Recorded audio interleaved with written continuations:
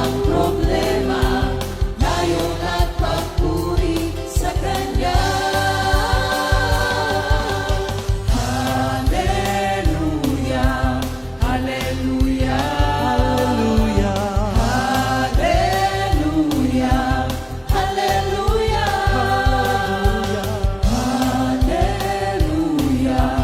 Hallelujah,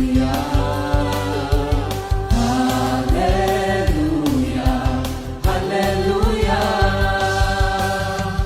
Di ka iiwan, di ka pababayaan. Kung bakit ka, umawit ka at magpuri sa Kanya. Buksan ang iyong mga mata, gumising na at magsaya. Kalimutan na ang problema, tayo na't magpuri kay Jesus. Buksan ang iyong mga mata, gumising na at magsaya. Kalimutan na ang problema, tayo na't magpuri sa Kanya. Hallelujah, Hallelujah, Hallelujah, Hallelujah, Hallelujah, Hallelujah, Hallelujah, Hallelujah. Sa iyong mga mata, gumising na at magsaya. Kalimutan na ang problema, tayo na't magpuri.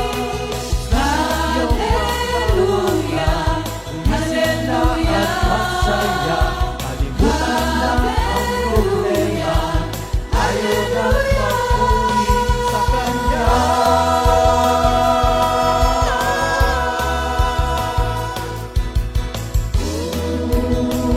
Good morning, Jesus. Ooh, good morning, Jesus.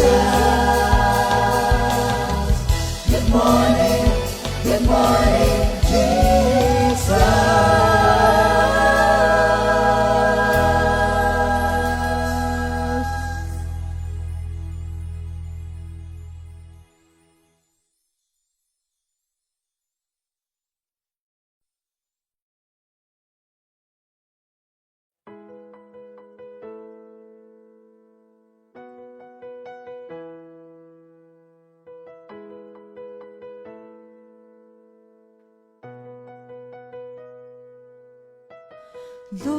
Lord, you have conquered death on the cross. You died for our sins. You lift yourself way up high. You rose again, went up to heaven. Lord, you have conquered death on the cross. You died for our sins. You lift yourself way up high. You rose again, went up to heaven.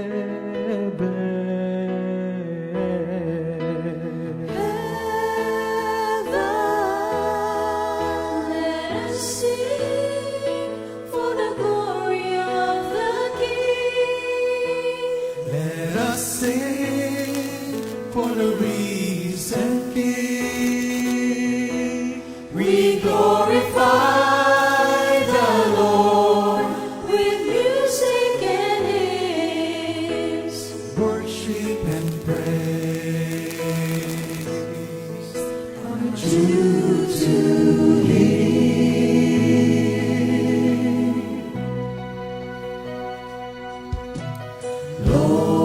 Lord, you have conquered death on the cross. You died for our sins. You lift yourself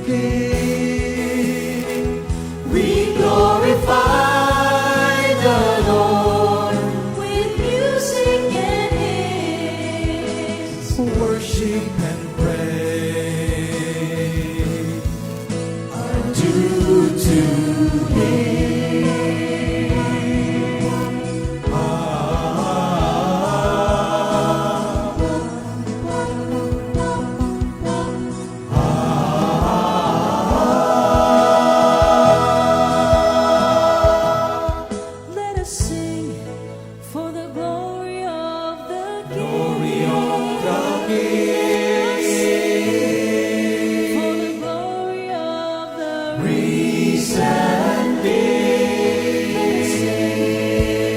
Glory of the King. For the glory of the Risen King. Let us sing for the glory of the King. Let us sing for the risen King.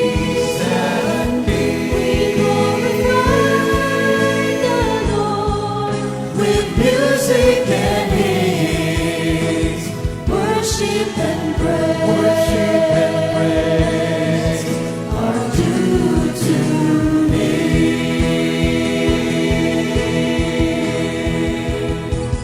Let us sing for the glory of the King. of the Let us sing for the risen King. risen King. We glorify the Lord With music and hymns, worship and praise. worship and praise,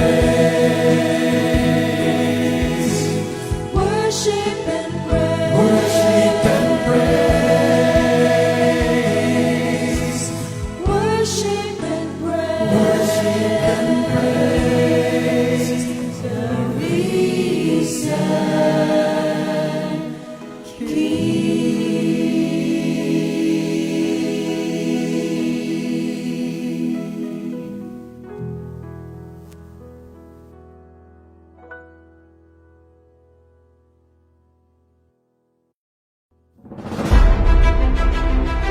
Inihahandog ng Charismatic Outreach Ministries Foundation Incorporated ang pagsasadula ng huling 7 wika ng ating Panginoong Hesus.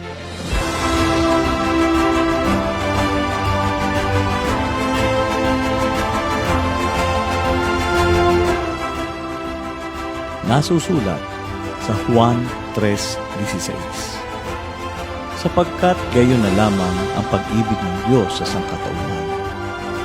Kaya't ibinigay niya ang kanyang kaisa-isang anak upang sino mang sumampalataya sa kanya ay hindi mapahamak, hindi magkaroon ng buhay na walang hanggan.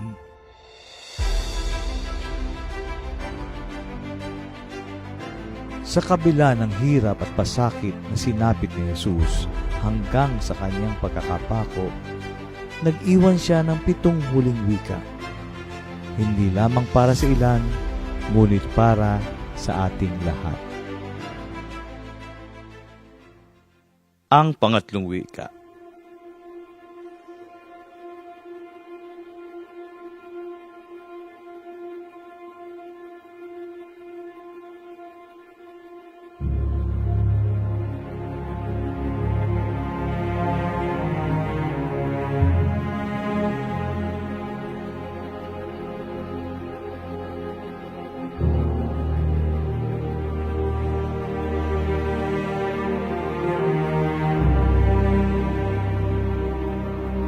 Sa piling ng krus ni Jesus, ang kanyang ina at si Maria Magdalena.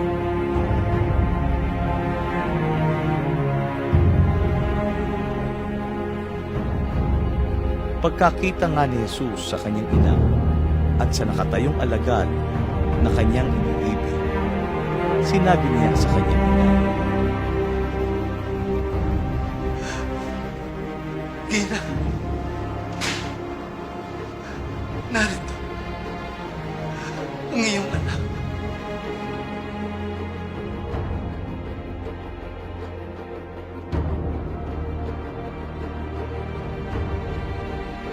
Narito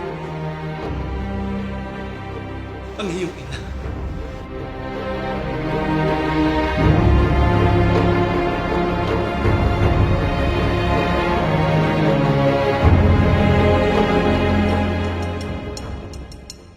kasalan sa Kana. Nang 3 araw, nagkaroon ng kasalan sa Kana ng Galilea. At naroon ang ina ni Jesus. inanyayahan din nila sa kasalan si Jesus at ang kanyang mga alagad.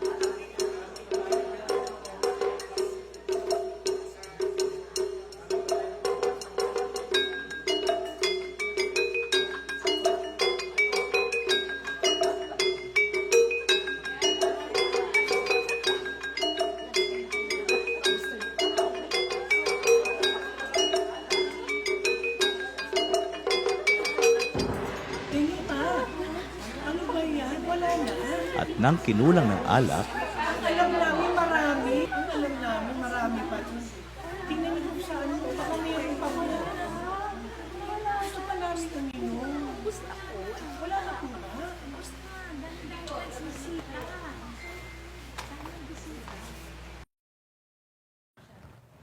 Anak, wala na silang alak. Ginang, ano ang kaugnayan nito sa akin at sa iyo? Hindi pa ito ang aking panahon. mayroon doong 6 na banga. Ang bawat isa ay maaaring maglalaman ng hanggang 30 galong tubig. Gawin ninyo kung ano man ang sasabihin niya. Punuin ninyo ng tubig ang mga banga. Kaya pinunungan nila ang mga ito.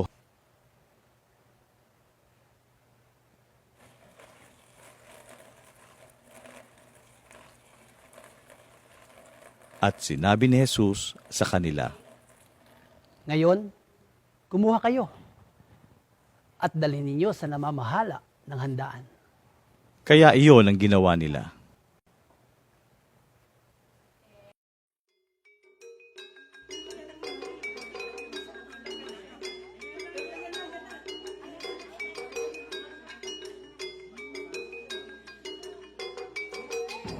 Tinikman ng namamahala ng handaan ang tubig na naging alak na. Karaniwang hinahain sa kasalan ay mataas na uri ng alak. At ang mababang uri naman ay kapag lasing na ang lahat. Ngunit sa pagkakataong ito, huling inilabas ang mataas na uri ng alak. At ganun pa man napakasarap. Dahil hindi niya alam kung saan ito nanggaling, bagamat alam ng mga lingkod na kumuha ng tubig. Ito ang una sa mga himalang ginawa ni Jesus. Nangyari ito sa Kana ng Galilea. At sa gayoy ipinahayag niya ang kanyang kaluwalhatian. At sumampalataya nga sa kanya ang kanyang mga alagad.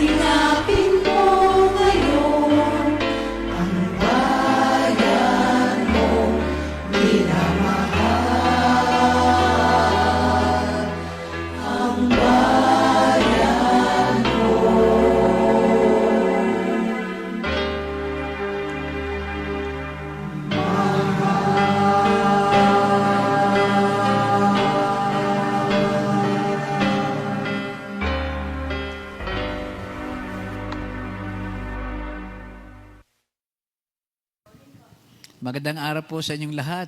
Sa araw na ito, ating pag-aaralan ang 3 sa 7 huling wika ni Kristo habang siya'y nakapako sa krus. Ang title po ng ating pag-aaral ay The Last Will and Testament of a Dying Son. Woman, behold your son. At ito po'y hango sa John 19:26-27. Let us pray. Oh, hallelujah, hallelujah. Panginoon, salamat sa pagbibigay mo sa amin ng iyong anak at kami nga po ay naligtas. Salamat din po sa oras na ito na kami iyong sasamahan upang mabigyan po ng karangalan at power sa amin ang aming maririnig. Gamitin mo po kami upang maging malinaw at maging kalugod-lugod sa iyo ang bawat salitang aking bibitiwan. Lalo na po ang laman ng aking puso at isipan, pati po ang aming gagawing pagsasabuhay ng iyong mensahe. Ang lahat pong ito is all for your glory. In Jesus' name, Amen. Amen. Thank you, Lord. So sa John 19:25-27, Sister Cora, pakibasa naman. Thank you, Lord. Sa verse 25, nakatayo sa tabi ng krus ni Jesus ang kanyang ina at ang kapatid nitong babae, si Maria na asawa ni Cleopas at si Maria Magdalena. Nang makita ni Jesus ang kanyang ina at ang minamahal niyang alagad na nasa tabi nito, sinabi niya, "Ginang, narito ang iyong anak." At sinabi niya sa alagad, "Narito ang iyong ina." Mula noon, pinatira ng alagad na ito sa kanyang bahay ang ina ni Jesus. John 19:25-27. So, ang title nga po ng ating pag-aaral ay The Last Will and Testament of a Dying Son. Napakahalaga ng isang paghahayag o testamento ng isang mamamatay na. Ito ay napakatibay na ebidensya maging sa harap ng hukuman ngayon pa man sa panahon natin. At ito ang last will and testament of the dying son, the seventh last word on the cross. At sa ating nga pong pag-aaral ngayon, punta tayo sa 3, ito yung woman, behold your son, son your mother. Ang ilang reference po natin dito ay yung ating mga napag-aralan na sa COMPI, ang personal experience namin at insight, pati po yung ilang sinulat ni na Spurgeon at saka ni Smith, at tulungan tayo ng Espiritu Santo na higit pa rito ang ibigay sa atin na mga reflection. Alam natin ang senaryo doon sa cross kung saan si Kristo ay nakabayubay sa Mount of Calvary na napapalibutan siya ng mga kaaway, inaaway siya, pero higit sa lahat ay ang kanyang mga nagmamahal sa kanya. Una ang kanyang inang si Maria, ang kapatid ni Maria, ang babae, si Maria na asawa ni Cleopas at si Mary Magdalene, at pati na po si John. Mary's best friend though and sisters were there with her, but their love and compassion did not diminish the sadness and agony she was nararamdaman niya. Hindi kayang mabawasan ang kay Mariang pagdadalamhati. Pero nang marinig niya ang boses ng kanyang anak, his son's voice of love and compassion, that spells the difference. Para bagang, ay, buhay pa pala ang aking anak. Ito rin marahil ang binabantayan ng bawat naroroong nakapaligid, maging sila yung mga Romano man o Hudyo. Sa kanilang isipan, marahil ang laman ay, ano kaya ang susunod na sasabihin niya? Anong ipagbibilin? Ito ngayon ang buod ng ating pag-aaral sa araw na ito. The Last Will and Testament of a Dying Son. At ano naman ang mensahe nito sa ating buhay personal, pampamilya, pangkapwa at pang-spiritual. So, ating pong tingnan ang ating pag-aaral sa 4 na bahagi. Reading between the lines, ito po ang nakita natin na mga sakop ng ating pag-aaral. Ang una, yung the vein of loving. This pertains to the heart of Mary. At ang pangalawa naman, love more than the call of duty. Ito naman ang pag-ibig ni Jesus sa kanyang ina. And ang pangatlo, yung more meaningful relationship. At ang pang-apat, the unfinished mission. Simulan po natin sa pamamagitan ng unang topic. Ito yung the pain of loving. At tatawagin po natin si Sister Cora para dito. Sister Cora. Thank you, Lord. Sumainyo lahat ang kapayapaan ng Diyos. Sino nga ba si Mary sa buhay ni Kristo? Una, she is the chosen one. Ang Diyos mismo ang pumili sa kanya upang maging ina ni Jesus by the power of the Holy Spirit. And in the mystery of the incarnation, the eternal Christ became a helpless child who depended upon his mother for physical and spiritual sustenance. When God became man, He took no halfway measures. Hindi niya shortcut. He went through the helplessness of every child, the development of body, mind, and soul that each of us has known. As Jesus was growing, the Son of Man saw life with all the sensitivity of a woman, and that woman was Mary. Every child needs a great mother. There is no other occupation in the world that compares to quality mothering from birth to death. No mother ever had a son like Jesus. No man ever had a better mother than Mary. Jesus deserved the best of mothers. And surely Jesus loved His mother so much na kahit sa kanyang huling hininga ay ipinagbibilin pa rin niya ito sa kanyang minamahal na kaibigan at alagad. He loves her beyond the call of duty and responsibility.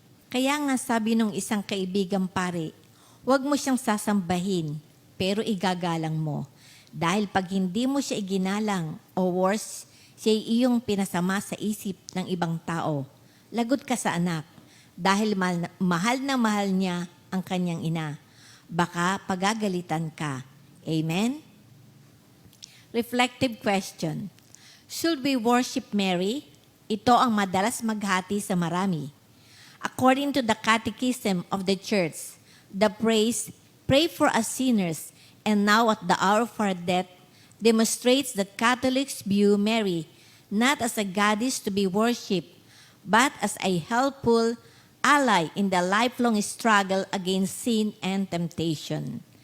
And in all of the Marian prayers offered by Catholics, there is none a single claim of Mary's divinity.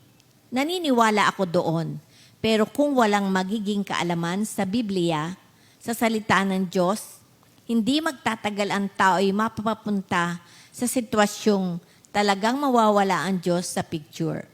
At nagsasalita ako ayon sa sarili kong experience. Amen? Salamat sa ating mga pag-aaral tungkol kay Kristo at kay Maria.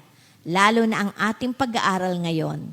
Lalong naging malinaw at naayos ang tamang pagkilala kay Maria, na alam kong ikinatutuwa din naman ni Mama Mary ito, tulad ng aking ina na siya ring nagturo sa akin kay Maria.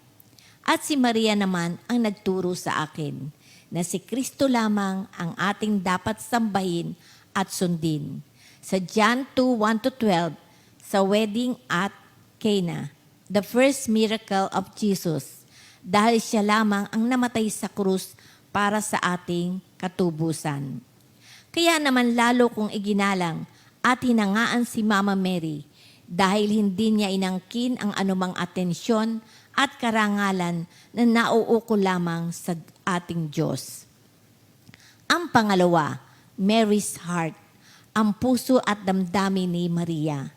Walang pinakamainang puntahan kung puso ni Mary ang pag-uusapan, kundi sa krus, sa paanan ni Kristo, ang kanyang anak, Mary at the cross, the pain of loving, Mary looking up to His agonizing Son, Jesus. This would have been the most awful and sobrang hapding experience of her life, to see and experience His crucifixion on the cross. The nails that sent through His wrist could have just as well gone through her wrist. The sword that pierced His side could have just as well been thrust through her side. Jesus' pain was her pain. That is the way it is with mothers. It is always the same. The mother totally feels the pain of her child, and Mary totally felt ang matinding paghihirap nito ni Kristo. Sino ang makatatagal sa gayong katayuan? Nakitang-kita mo na ang anak mo'y unti-unting pinapatay. Habol ang hininga at pinipilit magsalita upang isaayos ang magiging katayuan ng ina pag siya'y wala na. Sabi nga ng natural order, in the children bury their parents, but in the case of that agony in Calvary, it will was reversed. Naalala ko tuloy yung sinabi ng isang ina sa libing ng kanyang kaisa-isang anak. Sabi niya, Masakit para sa isang anak ang maglibing ng kanyang ina. Pero mas masakit sa isang ina ang maglibing ng anak, lalo't ito ay kaisa-isang anak niya. Ito ang nasabi ni Amalia Puentes nang inilibing ang kanyang anak na si Lisel, who suffered from a lingering pain of cancer before she died. Totoo yun, pero hindi ito maihahambing sa sakit na dinaranas ni Maria ng oras na iyon sa harap ng krus ng Kalbaryo. Bago pa iyon, kitang-kita niya ang kalupitan ng mga tao kay Jesus, maging Romanong sundalo o mga Hudyo man. Kita niya kung paano si Jesus tuyain, duraan, saktan, hanggang sa ipako sa krus at halos wala ng hininga at pinilit pa ring kalingain ang kanyang ina. Hindi lang iyan, anak ng Diyos ang kanyang anak, malinis at walang kasalanan. Pero bakit pinapatay ng higit pa sa isang kriminal? Bakit ipapako sa krus? At nadagdagan pa ito ng marami niyang sinabi ng kanyang anak, "Babae, narito ang iyong anak." Nung una kong mabasa ito, parang nagtanong ako, bakit ganoon? Parang nawala ang galang ni Jesus sa kanyang ina. Una, nagtampo ba si Maria? Hindi ko alam kung ano ang nasa loob niya. Pero kung ako si Maria, sa sama ng aking loob, bakit ang tawag ngayon sa akin ng aking anak ay babae? Bakit hindi inay? Bakit hindi mami? Hindi ba niya ako iginagalang? Masakit iyon sa akin. Aywan ko sa inyo. Pero iba si Maria kaysa akin. Matibay si Maria. Alam ko, mula na mag-yes siya kay Lord upang maging ina ng kanyang anak. Pinatibay siya ng kanyang malalim na relasyon sa kanyang anak. 33 taong mahigit kasama niya sa Jesus sa hirap at ginhawa. Kilala niya ang kanyang anak at kilala siya ni Jesus. Pagkatapos ngayon, biglang sasabihin ni Jesus ito. Hindi sa krus unang ipinihuwatig ni Jesus ang tunay na magiging relasyon nilang mag-ina. Nung una pa man, the Gospels keep Mary in the background at bibihirang mabanggit sa Bible ang pangalan ni Mary. At ganun din naman ang gusto ni Mary. Mas pinili niyang siya nasa likuran lang ng kanyang anak. Titingnan natin ang ilang bahagi sa Bible. Noong 12 years old si Jesus, he already made the declaration to his parents sa Lucas 2:48-49. Namanghari ng kanyang mga magulang nang siya'y makita. Sinabi ng kanyang ina, "Anak, bakit mo namang ginawa ito sa amin?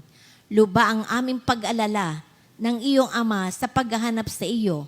Sumagot si Jesus, "Bakit po ninyo ako hinahanap? Hindi po ba niyo alam na ako'y dapat mamalagi sa bahay ng aking ama?" Padalwa, sa wedding sa Cana, Jesus called her, babae, ginang sa ibang version. Sa John 2:4, nang maubos ang alak sa handaan, sinabi ng ina ni Jesus sa kanya, "Naubusan sila ng alak." Sumagot si Jesus, "Babae, huwag niyo akong pangunahan, hindi pa dumarating ang panahon ko." Patatlo, nang mabalitaan si Jesus was suffering from a nervous breakdown sa Mark 3:30-35. Pinuntahan niya si Jesus kasama ang ibang anak upang kunin siya. Sa Matthew 12:47-50, may nagsabi sa kanya, "Nasa labas ang inyong ina at mga kapatid at gusto kayong makausap." Sumagot si Jesus, "Sino ang aking ina at mga kapatid?" Itinurin niya ang mga tagasunod niya at sinabi, "Ito ang aking ina at mga kapatid, sapagkat ang sino mang sumusunod sa kalooban ng aking ama sa langit, ang siya kong ina at mga kapatid." At sa panghuli, ang kaganapan ng propesiya ni Simeon sa Lucas 2:34-35. Binasbasan sila ni Simeon at sinabi niya kay Maria na ina ng bata, "Narito siya at itinalaga upang ibaksak at itindig ang marami sa Israel. Siya ay magiging isang tanda ng kanilang tututulan. Ito ay mangyayari upang mahayag ang mga pagtatalo ng maraming puso. Sa iyo rin, isang balaraw ang tatagos sa iyong kaluluwa. Literary, ang bawat tusok sa ulo ni Jesus ng koronang tinik at ang sibat na tinusok sa kanyang tagiliran. Ito ang balaraw na tumagos sa puso ni Maria. Emotionally, mas mapdi ang mga pagkutya ng nasa kapaligiran. Iniwan siya ng lahat niyang alagad maliban kay Juan. Personally, higit sa lahat, nang tawagin nga siyang babae sa halip na inay, mother ng kanyang anak. Iyan marahil ang Mary's major pain. Ano ito? Bakit ganoon? Ano ang mensahe nito? Praise the Lord. Purihin po ang ating Panginoon. Mag-break muna po tayo at awitin po natin yung sa Isaiah 49 verse 15 tungkol sa malilimutan ba ng ina ang kanyang anak. Sa Diyos hindi tayo makakalimutan. Purihin po.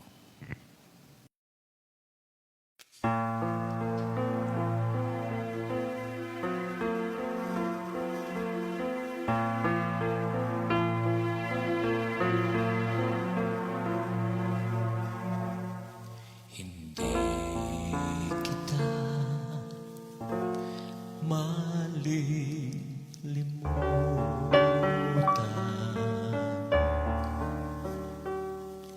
Hindi kita pababayaan.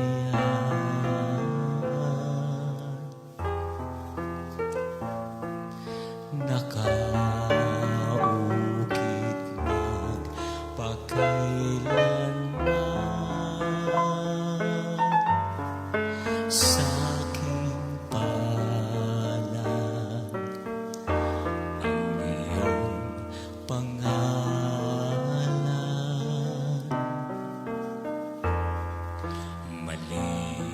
Malilimutan ba ng ina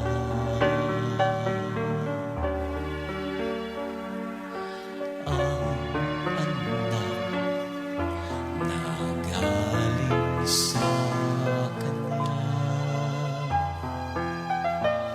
Sanggol sa kanyang sinapupunan. Paano niya matataligdan? Ngunit kahit na malimutan ng ina ang anak niyang tangan, hindi kita malilimutan. Kailanman di pababayaan. Hindi kita malilimutan.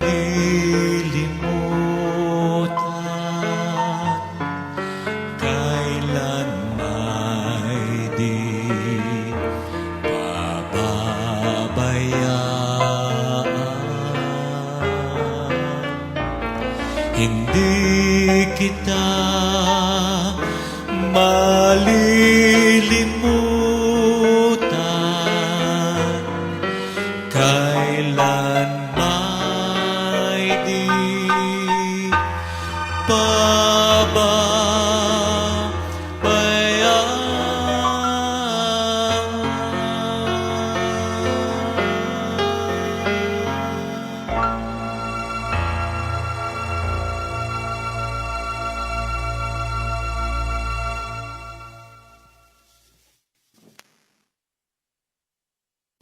Puntahan naman natin ang pangalawa, love lessons to be learned sa ating binabasa.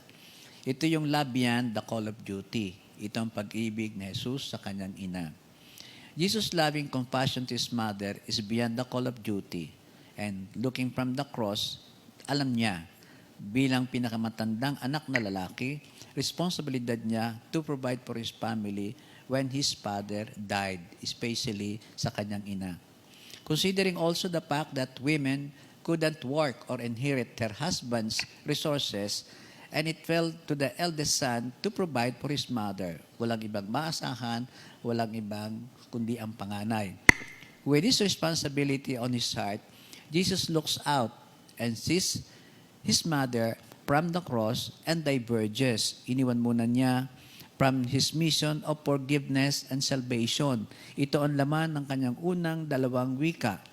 And now, it is his personal concern about his family, specifically and especially about his mother, Mary.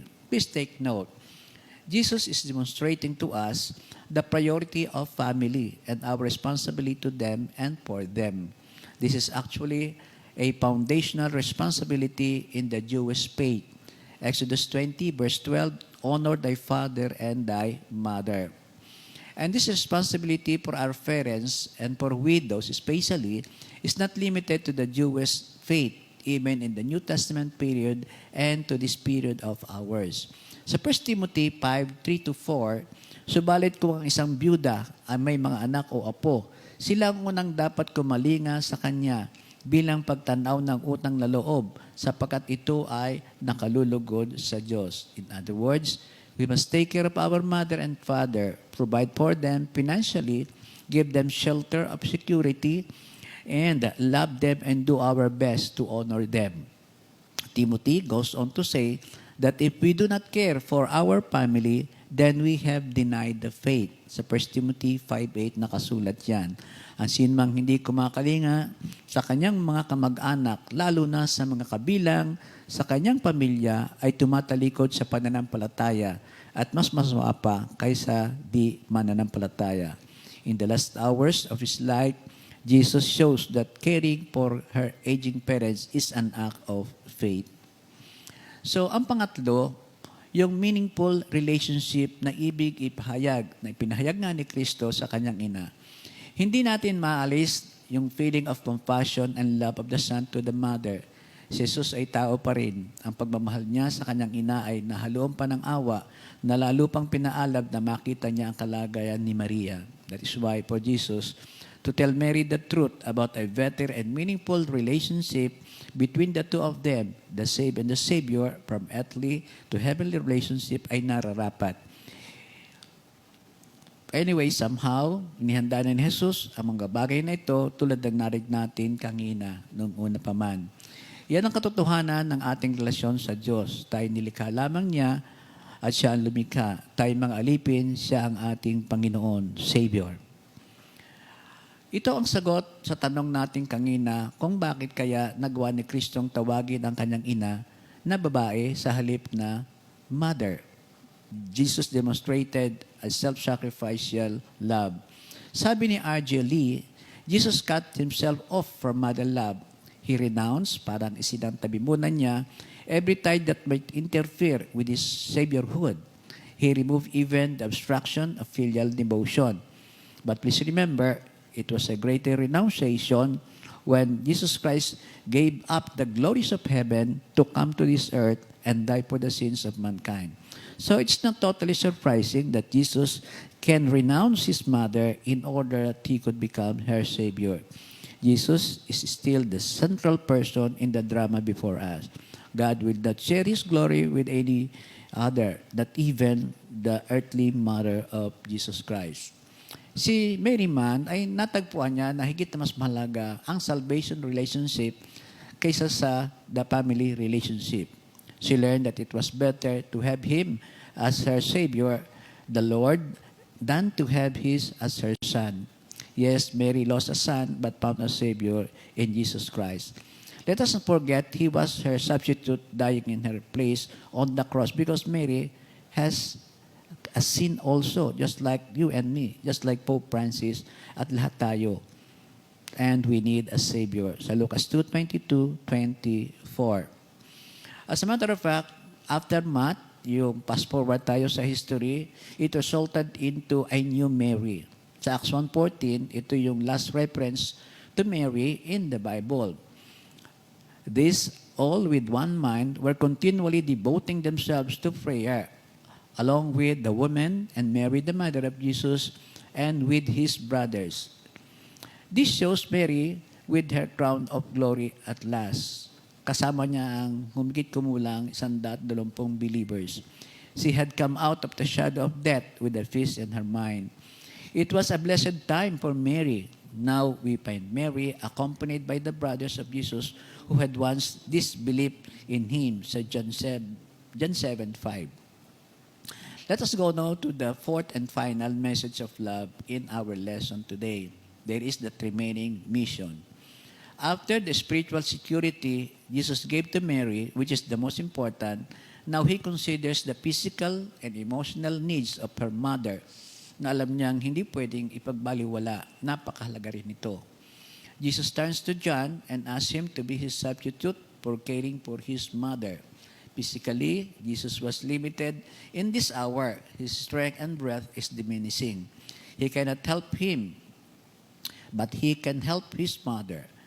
He has no hands but John's hand. He has no feet but John's feet. He has no arms to hold his mother but John's arm. He has no way to comport or compare and provide for his mother but through John. Please take note again. We find Jesus in the middle of enormous pain and he is thinking about someone else. When in pain, he is still compassionate for others. And also, he has the two of them to take care of each other. He makes a new family for his mother and for his best friend. Please take note also that after weeks na siya makaakyat sa langit, he told them it was time for him to go, but he would send a substitute, and that is the Holy Spirit. And Jesus did the same for his mother, sending him to care for her. Why John? The question is, bakit si John? Some writer says because Joseph is not available. He's probably dead. There were other children by Joseph, pero sabi nga sa Matthew 13:55-56, naroon siya at may mga anak pang babae, si Mary at saka si Joseph. Pero wala sila doon. Another thing, sa John 7:5, none of these brothers and sisters believe in him until the resurrection. Sabi ni Pastor Bruce, the brothers of Jesus were still too unsympathetic to him to be instructed with her care in the sad hour. In any case, they may not have been in Jerusalem at this time. I believe that it is because John is a trusted friend of the Lord. He is one of Jesus' inner circle to whom was allowed to witness many divine events in the ministry of Jesus. He was there at the wedding at the Cana and during the Transfiguration, to name some of the miracle event. And he is the one who is available, proven and tested, a true beloved of the Lord, who knows that will be pleasing to the Lord as he cares for Mary for years to come. For all we know, marahil ay parang magulang na rin ang turing ni Juan kay Maria at gayon din naman si Maria na parang anak na rin siguro ang turing dahil magkaibigan nga itong dalawa. At lahat ng ito ay kinatutuwa ni Jesus, sa palagay ko, kaya siya ang napili. Kung sino ang mahal ni Jesus, mahal din ni Maria, and then it is also vice versa. Finally, there's still unfinished mission. Dito naman pupunta sa atin. Tayo ngayon ang tinatanong. There is no more glorious mission on earth than to substitute for the substitute. Dalawang substitute. Small letter S, tayo yon. Big letter S, kay Kristo ito. If the unfinished work of Jesus is going to be taken care of, it must be His substitutes. Tayo po yon. Jesus is our substitutes. Sa Romans 5:6-8, ngunit ipinakita ng Diyos ang kanyang pag-ibig sa atin na nang tayo makasalanan pa, si Kristo ay namatay para sa atin. Christ chose to take our place on the cross and die on our place. He paid our sin in full in order to save us. And it's now our turn to pay forward. It is a holy privilege to substitute for the substitute, but it can only be done after Christ has come into our lives and save us by His grace alone. Anong application to? nakita ko lamang that we can say itong message na ito ay parallel doon sa John 20:15-17 kung saan tinanong ni Jesus si Peter, Peter, Simon, son of John, do you love me? 3 times. At sasagot ni Peter ay, yes, Lord, you know that I love you. Feed my lambs, take care of my sheep, feed my sheep. And at the same manner, we can say also na sa pagsasalita niya na, Mother, behold your son. Ano bang ibig sabihin ng behold? Behold is to love and to take care. Ito yung pagkaras din kung sasabihin natin ngayon na, Compi, behold my lambs. My believers, love and take care of your church, Compi. I believe that is also parallel to that. And in closing, there is a challenge. Our job is to substitute for the substitutes. If His work is to be carried out, it must be by His substitute. Tayo yon. And please take note, when you are substituting for Jesus Christ, the big substitute, you do not have anything to prove and nothing to lose. When you are substituting for the substitute, you do not have to worry about who is number 1, who is Apollo, who is Peter, who is Paul, or number 2, or who gets the credit. It doesn't. Or who makes the decision. It is the Lord's. You just want to bring honor and glory to Him. When you are a substitute for the substitute, everything you do in His name account. There is no insignificant ministry in God's kingdom. And at the end, tulad ng sinabi ni Anne Flint, katulad ni John K. Mary, Christ has no hands but our hands to do His work today. He has no feet but our feet to lead men in His way. He has no tongue but our tongues to tell men how He died. He has no help but our help to bring them to His side. By Anne Flint, and that is the Lord Jesus Christ in need for us to continue His mission on earth. Glory to God. Hallelujah. Maraming salamat po. Maraming salamat po. God bless you all. In Jesus' name. Amen. Para po sa ating Daily Bible Reading Assignment, Day 98, April 13, 2022.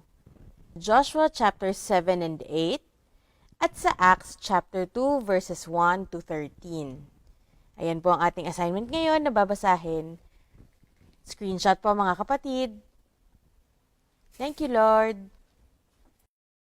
2 Timothy 2:2. Hallelujah.